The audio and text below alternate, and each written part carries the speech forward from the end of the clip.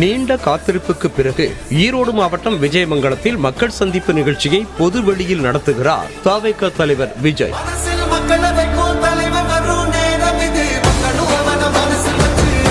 தவேகாவின் விக்கிரவாண்டி மற்றும் மதுரை மாநாடுகளைப் போன்றே ஈரோட்டில் நடைபெறவிருக்கும் இந்த மக்கள் சந்திப்பு நிகழ்ச்சி கவனம் ஈர்த்திருக்கிறது. எம்ஜிஆர் தொண்டன், ஜெயலலிதாவின் விசுவாசி, 50 ஆண்டு கால அரசியல் அனுபவம் கொண்ட மூத்த அரசியல் தலைவரான செங்கோட்டையன் தவேகாவில் இணைந்த கையோடு தனது சொந்த மண்ணில் நிகழ்ச்சியை நடத்துவதே கூடுதல் எதிர்பார்ப்பை எழுப்பியிருக்கிறது.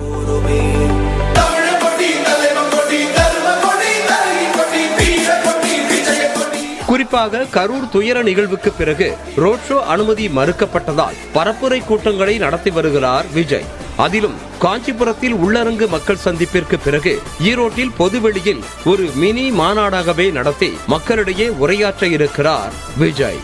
ஈரோடு பெருந்துறையை அடுத்த விஜயமங்கலத்தில் நாளை காலை 11 மணிக்கு தொடங்கி மதியம் 1 மணி வரை விஜயின் மக்கள் சந்திப்பு நிகழ்ச்சி நடைபெறவிருக்கிறது. 16 ஏக்கர் பரப்பளவில் மைதானம் தயார் செய்யப்பட்டிருக்கும் நிலையில் பார்க்கிங் வசதிக்கு 80 ஏக்கர் இடம் ஒதுக்கப்பட்டுள்ளது. தவேக நிர்வாக குழுவில் தலைமை ஒருங்கிணைப்பாளரும் கொங்கு மண்டல அமைப்பு செயலாளருமான செங்கோட்டையன் அனைத்து பணிகளையும் முன்னின்று செய்து வருகிறார்.